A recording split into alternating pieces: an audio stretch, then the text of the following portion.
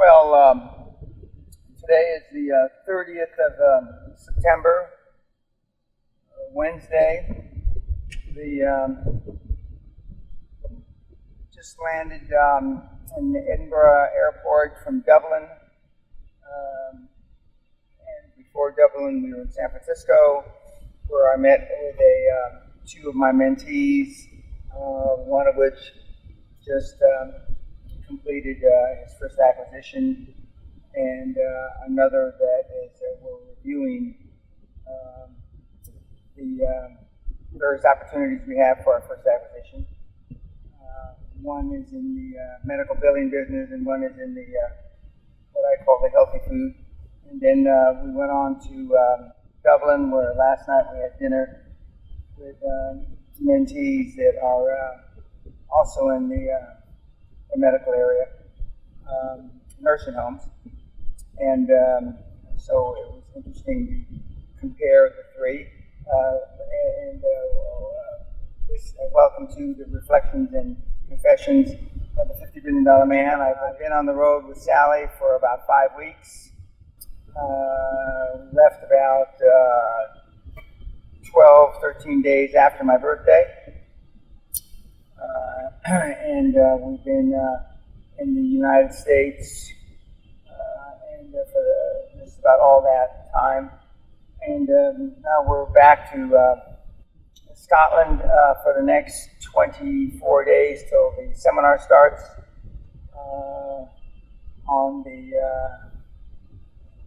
24th, which will be the last seminar of this year, except for the hardcore for Christmas.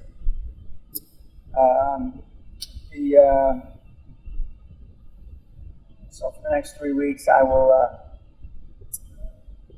spend updating the seminar for October and working on the hardcore seminar over Christmas, which is just about full. I think we have one more slot taken up, or two take up, I should say, and then it'll be full. And again, it surprised me that I could get a full house over Christmas, but I think it goes to tell never underestimate how wrong you can be. And one of the things I viewed in the last couple of days, I have a lot of stuff to cover, but was the recent teaser that Brian Rose of London Real put out about his most recent interview with Peter Sage, a mentee of mine, which really got this whole thing started when he mentioned me a couple of years ago, a year and a half ago, no, a couple of years ago now. And I went on London Real for the first time in April of last year. And then, of course, I went on again when Brian Rose came to the Castle Seminar October of last year, which is coming up about a year ago. And it's an interesting little piece. It's about 11 minutes long, and Brian talks about how I changed his life, I've changed Peter's life, and I've changed countless others' lives. And Peter comments on how I'm different and how we have different styles. We certainly do. But one of the things that he says in this teaser, and I haven't had time to listen to the whole episode yet, is that if you're interested in going out and making hundreds of millions of dollars or pounds or whatever, Dan's the guy. And essentially there's no better person on the planet, which I agree with wholeheartedly. And that he is marching to the beat, he being Peter Sage, is marching to the beat of a different drummer, which he is. And and if you're interested in the 100-hour work weeks, I'm the guy. And he goes out and describe me. And Brian talks about how his life's changed. Of course, all you have to do is look at how he dresses now, and how he started a whole menu of things for London Real, not the least of which is his London Real Academy. And he talks about how the differentiation between the various coaches that are out there, and how essentially I'm far and away very different than anybody else. I agree. and the reason I bring it up, other than you should watch the episode, is that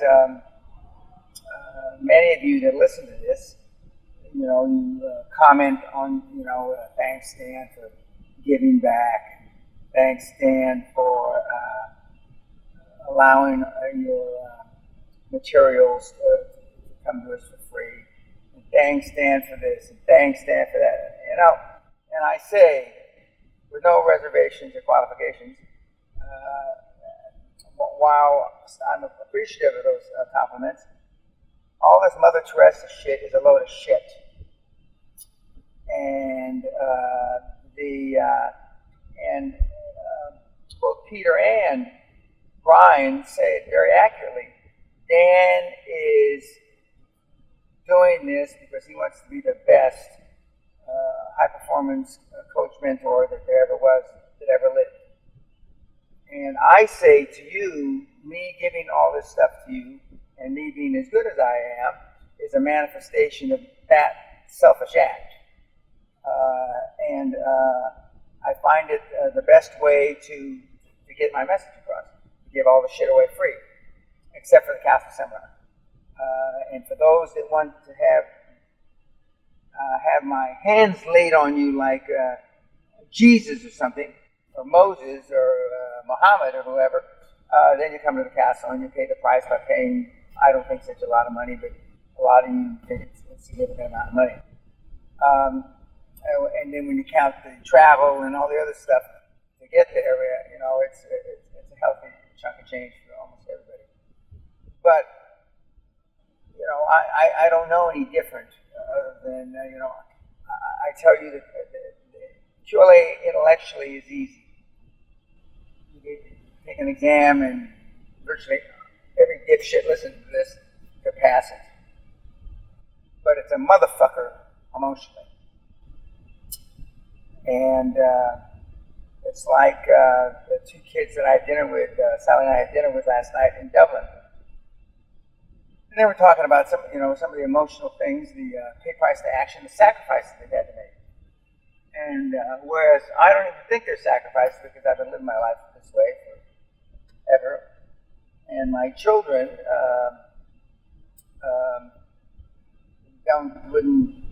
wouldn't even consider it unusual stuff that I did vis-a-vis seeing them raised and grow up into adulthood. A big sacrifice, guys, and it's not for everybody. And as both Brian and Peter Sage alluded to, it isn't for everybody. It just flat fucking isn't. But I'm not everybody's cup of tea anyway. Now, that's a segue into my showbiz. I don't have my showbiz is my life, which was given to me by my driver chauffeur that I use in Southern California, Dave Archibald's his name. And I met with 5 networks, 2 in New York, and 3 in Los Angeles, or as my wife would say, Los Angeles. And the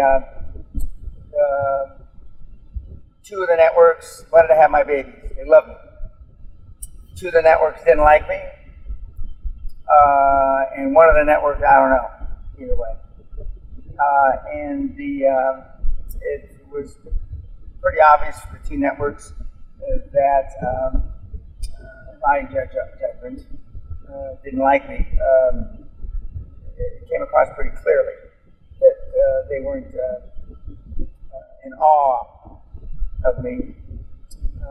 And I'm not sure if it was some of the bad words, which I didn't really use that many, or it was the in-your-face attitude, which is my normal attitude when I was giving the presentations. I'm not sure what it was. It doesn't really matter.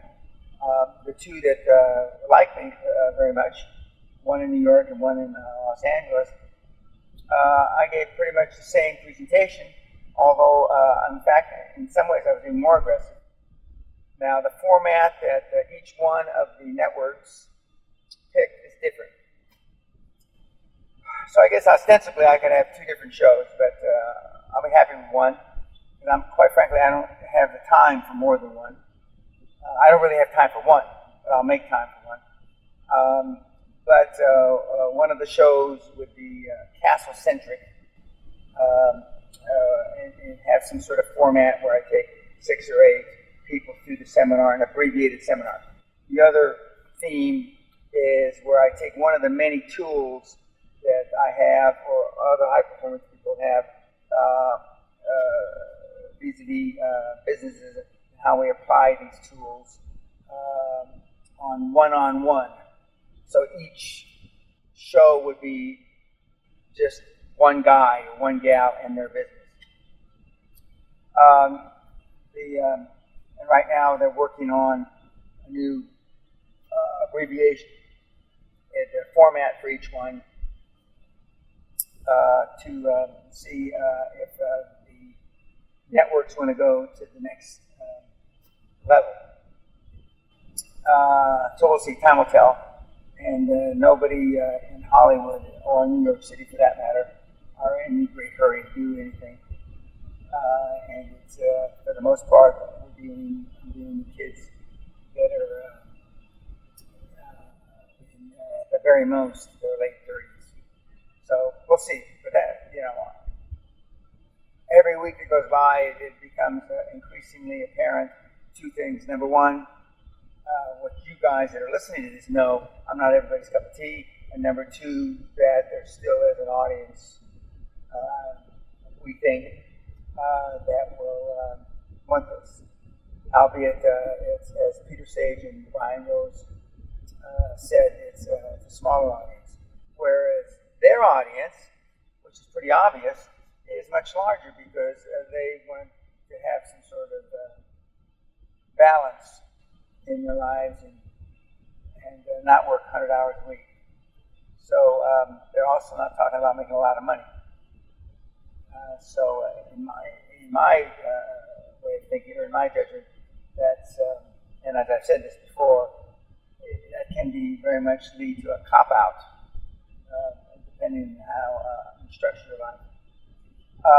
So that's the update for show business in my life.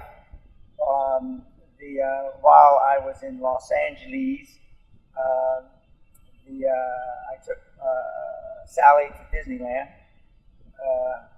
and to paraphrase her thoughts on Disneyland is that she wouldn't go again, and she wasn't all that thrilled or impressed with it, and there's a lot of reasons for that aren't germane to this Reflections and Confessions of the $50 Billion Man. But one of the things that I found not so interesting, but my temperature or my appetite for standing in line for 45 minutes to 2 hours is essentially 0.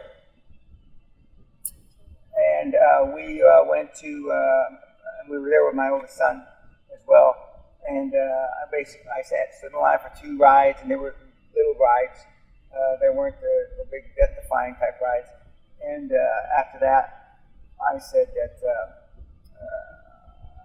I told my son that Sally and I would wait for him. We had a coffee or water or whatever. And while he went through the rides. But it's interesting when you go back when you're 70. Now, it's the 60th anniversary for Disneyland, and I bought a t-shirt that says 60th anniversary. But I went the year it opened, in 1955. As I recall, I was 10 years old. There was a special dispensation, a special rate for policemen. So my father, who was an LAPD cop, got, I think, coupons or a reduced price, whatever. And so, we spent, as I recall, a whole day there. And I've been back a couple times since. My high school graduation party night was there at Disneyland with about 15 or 20 or 25 other high schools, which is very much a popular thing to do in Southern California, go to Disneyland for the graduation party. And I think I might have gone once or twice in addition to that in the last 16 years. So it was interesting to go back as a 70-year-old guy. Of course, Disneyland has really, really grown probably 2 or 3 times the size it was when it opened up 60 years ago. And and now it's pretty expensive. The cheapest ticket that you buy there is $99, and you can't possibly see everything in one day. It's not possible, not even close to everything. So they've got 2 or 3 or 4 day packages. We were there just, I think, 5 hours, and so that was enough for us. We were staying in Beverly Hills at the Beverly Wilshire. I saw some additional partners while I was in Beverly Hills. In addition to the guys we saw in San Francisco and in Dublin, the guys in Beverly Hills. In fact, we saw a German who is there doing research from Germany, who had just attended one of the recent seminars. We saw an Englishman who was there, living there for a few months. He's an actor from London who was working on his acting with his acting coach, and there's some parts there. We saw my vascular surgeon mentee, recent mentee, and a few other guys. So it was time well spent. In addition to being able to see my oldest son, who lives there in the Los Angeles area. My anticipation for next year, I've been asked several times, what about the seminars for next year? I don't know yet. But I would be surprised, or not surprised, there won't be any regular seminar at the castle before early February, probably, because the hardcore seminar ends in the first few days of January. So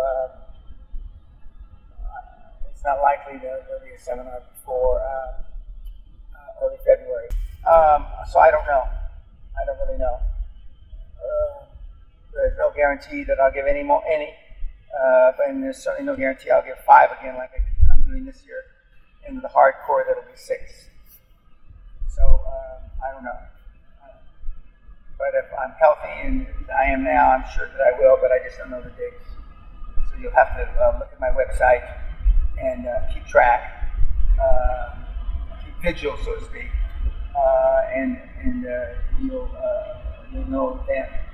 I also asked if I have any big trips planned this coming year, and not really. There's a couple of things I want to do with Sally, and those destinations will be announced in due course.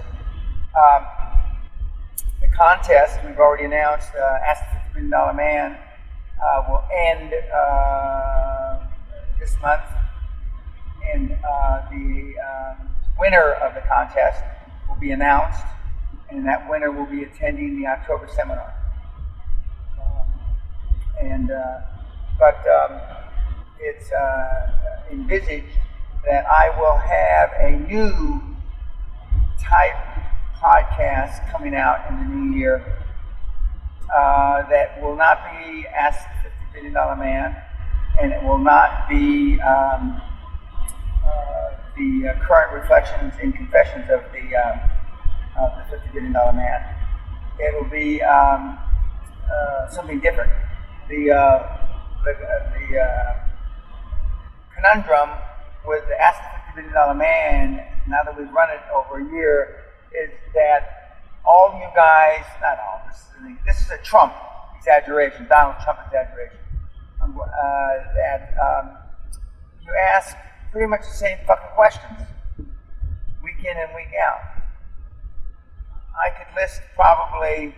could concentrate or summarize all your salient questions into probably 20 or 25 questions. And I've answered those 20 or 25 questions at least 20 or 25 times since we've been doing Ask the $50 Billion Man. And some questions I answer 2, 3, 4 times in the same podcast because they're asked in slightly different ways. and you keep asking me the same questions in a slightly different format, and so I continue to answer them because I think that I must be doing something that makes the answers difficult. But I sat back and I listened to the answers and the questions, and my staff, we went over them, and they said that this basically, it's one of two things: either you're fucking thick as two short planks, as they would say in Britain, meaning that you got 40 fucking IQs. You're stupid. That's a possibility. Or that you're so fucking insecure and your self-esteem and self-worth is so fucking low that you want it repeated 1,000 times to you, which is also a possibility. Or it is so beyond you that you're never going to get it, which is also a possibility. Or I'm speaking Japanese, Greek, Hebrew, and so what I've decided to do is it's for those of you that get it, it's a waste of your time. And obviously, I do get it. I invented most of this shit. So we're going to change the format. We're not going to do that. We will still answer questions, but we're going to be extremely more selective of the questions I answer. And we're not going to continue to answer the same fucking question over and over and over again, even if you ask me a different way. Because then there's no need for somebody that listened to the first and third and fifth podcast to continue to listen, because it's the same goddamn questions that are being answered. So we're gonna change that around, and it's not going to be linked to a free castle seminar. It isn't, because if I didn't pick the question to win a castle seminar 6 months ago, I'm not going to pick that same question to win a castle seminar 6 months from now. So, but it's still going to be there. But the additional new podcast is going to be something completely different. It was, we've had a suggestion from one of my mentees about relating material that I've written in the past, and me having some sort of, sitting down in the library as I did giving my birthday message, which, unless you came to the party, you didn't see that. But that resonated quite well with people in a relaxed format. And so I'm gonna read through some of the materials that I've written over the years, and have some anecdotes, and perhaps stories, and that I'm sure that you guys will like. But that's something for the new year. Although we're going to start working on it this year, but it won't be published till next year. We're not sure what we're going to call it yet, but we'll call it something different. Ostensibly, I could have 3 podcasts in 2016. And we're doing everything we know how to make the information more palatable, seep in somehow for you to grasp it more quickly. As I said at the beginning of this podcast, intellectually it's easy, but emotionally it's tough as hell. We had 3 people that attended the last seminar, all of which attended my birthday party, which I was happy to see them. And I might have alluded to these guys before, but they segregated themselves because I don't know if they thought that they were smarter or better, or perhaps more wealthy because they had attained some success beforehand. And they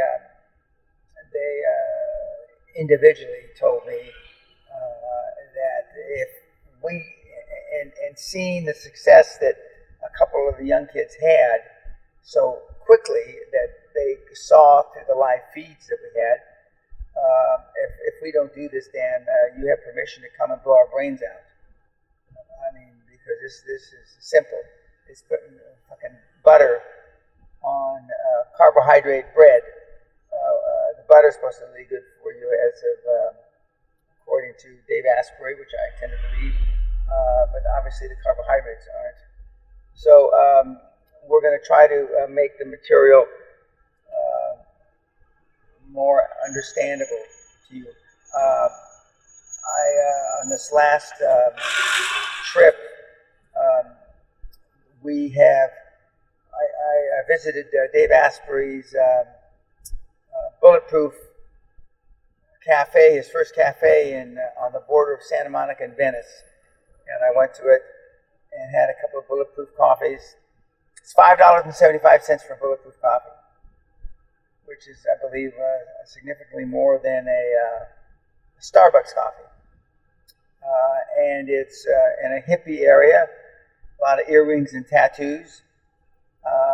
And it's also in an area that's now called like the Silicon area. There's a lot of startups there on Venice Beach, or on the borderline of Venice Beach. So it was interesting to spend 45 minutes there having a Bulletproof coffee and watching the people go by and see the kind of people that frequented the place. I wish Dave good luck and good fortune. I'm told, and this isn't confidential information, that he's closed his first round of funding. I think it's something like $8 or $9 million he raised in private equity to spread his word of Bulletproof coffee and the other things that he sells. And so we'll, I hope for his sake that it resonates with the public. And of course, those of you that were at my 70th, you know that Dave Asprey was at my 70th, along with Brian Rose, who was at my 70th, and a few other people. And so it was, and I think I mentioned that in the podcast when I was 5 weeks ago.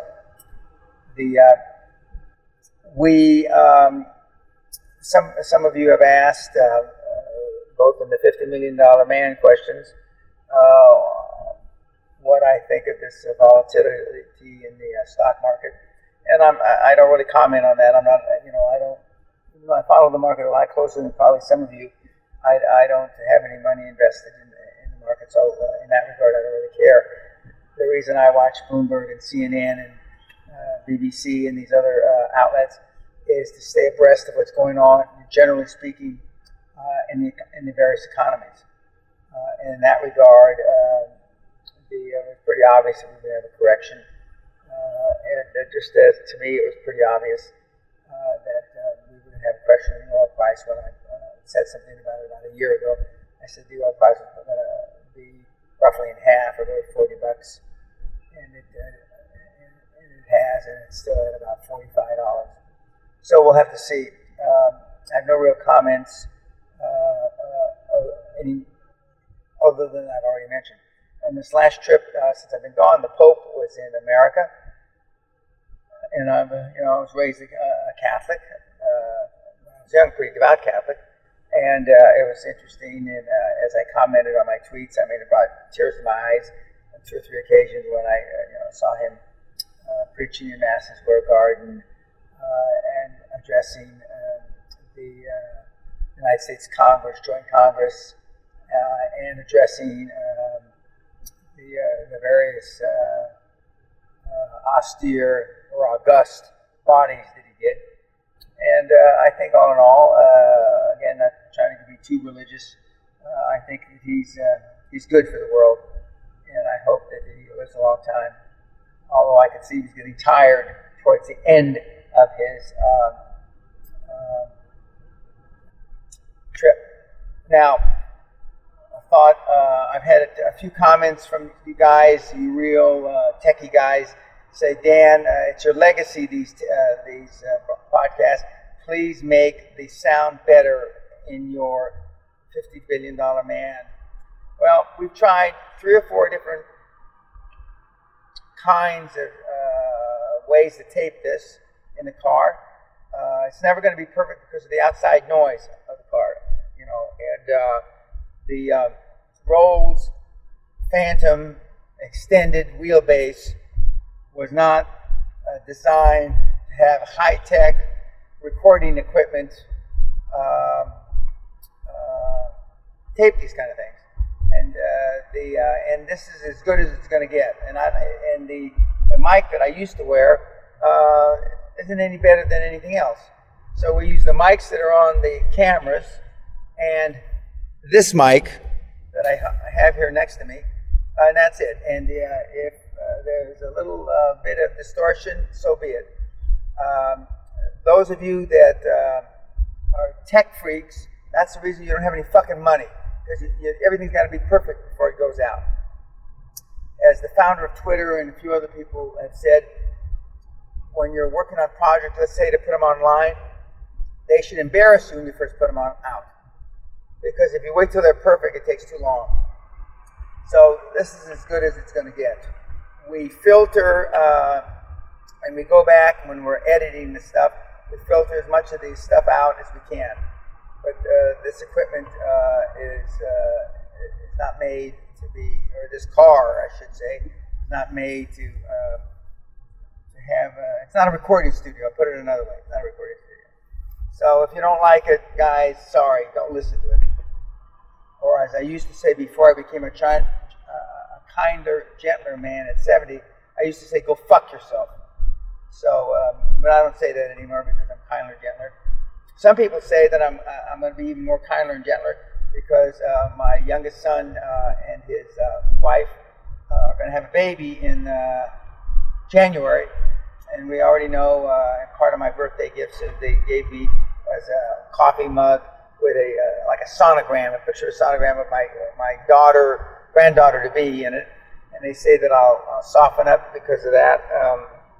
I rather doubt it, guys. I wouldn't be looking forward too much to me getting too soft just because I'm a grandparent or grandfather. But I'm looking forward to it, and of course I want it to be a healthy baby, and I'd like it to take after me as far as success and perseverance is concerned. I doubt if I'll have much input on the kid. Not because I don't want to have input, but because I don't stick my thumb in the lives of my kids. And if I don't stick my thumb in the lives of my kids, I'm certainly I'm not likely to stick my thumb in the lives of my grandchildren to come.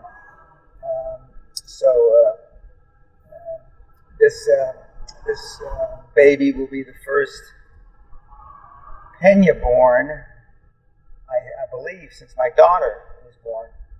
My daughter just had her 29th birthday a few days ago, and so she's moving successfully in her corporate career for the Fortune 500 company, as is my youngest son with his corporate career with another Fortune 500 company. And so I'm looking forward to seeing my granddaughter progress. But I plan on living to see her success in life because I plan on living a long, long time from now.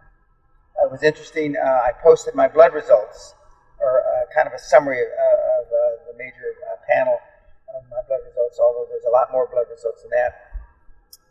And I said I challenge anybody to match them or beat them. Now, with all the people that I touch on social media directly, there must be about 50,000. And I only had one smart ass who said, commented, I didn't say his results were better.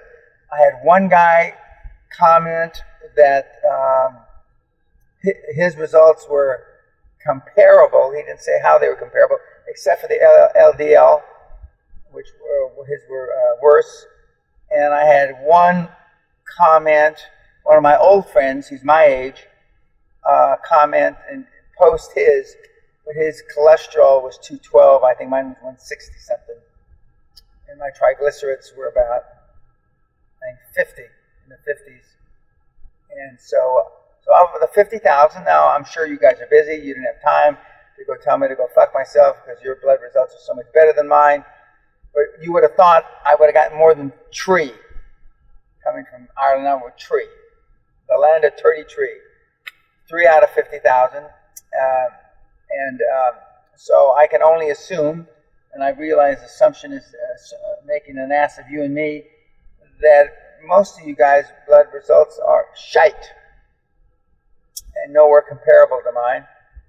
And even though, you're a lot younger than I am, most of you, there's a couple of people that are older than I am that listen to me. So, but that's a sad commentary on you. And some would say it's a great commentary for me, but I don't look at it that way. I just look at it as the norm.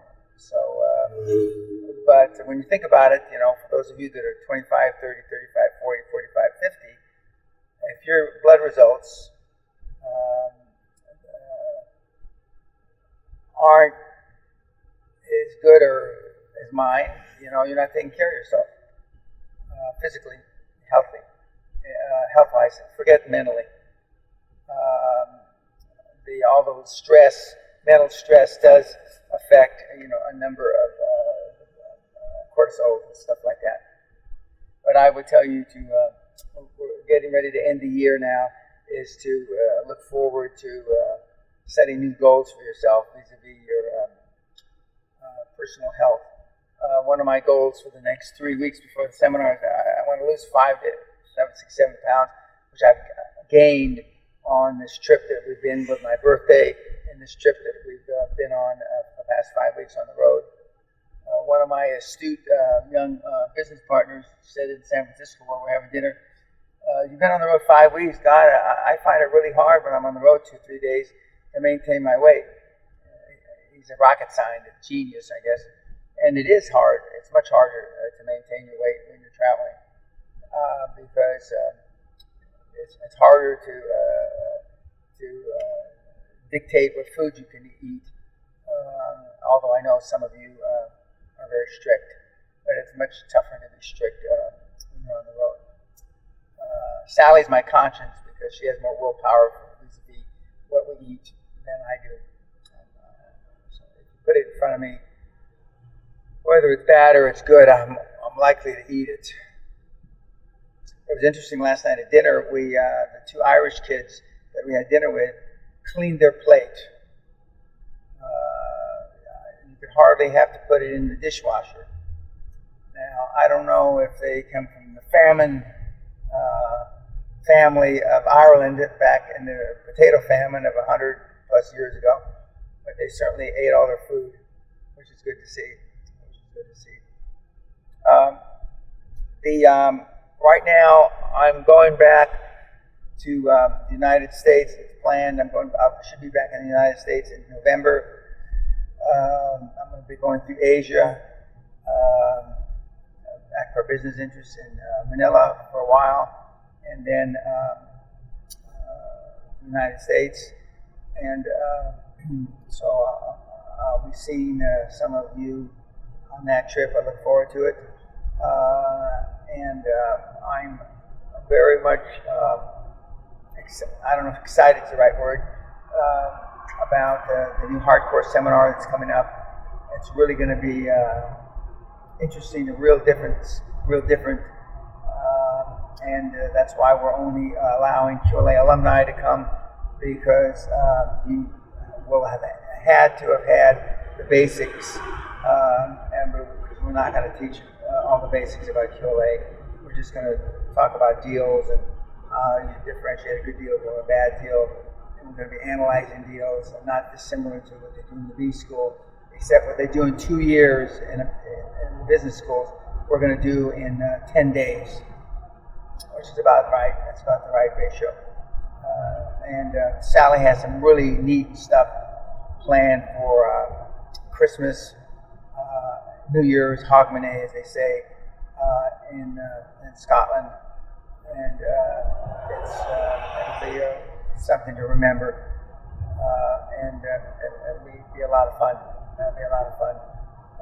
I've been asked, am I going to do this hardcore thing again next Christmas? I can't answer that. If you recall, this this hardcore QLA over Christmas is more of an accident. It's by serendipity that we're doing this, not by so much by design. because I made the sarcastic remark about, somebody said, well, Dan, it's Easter Sunday. Didn't you know that? This is for a seminar we were giving in April. I said, no, I don't really give a shit about that. And I said, the throwaway line was, well, I wonder what the fuck would happen if I gave one over Christmas. Yeah. So, and then we were more or less inundated with requests. And here, here we are. And I'm looking forward to it. And so I can't really tell you if we're going to have another one. We are now, we passed the Edinburgh Bridge, the bridge coming out of Edinburgh, and we're on our way, and I think that for this Confessions and Reflections of the $50 Billion Man, that'll be it for now, and we look forward to making the announcement of Ask the $50 Billion Man soon. And I look forward to the seminar, and I look forward to seeing you, those that come to the seminar, and I look forward to seeing many of you on our travels. God bless and peace.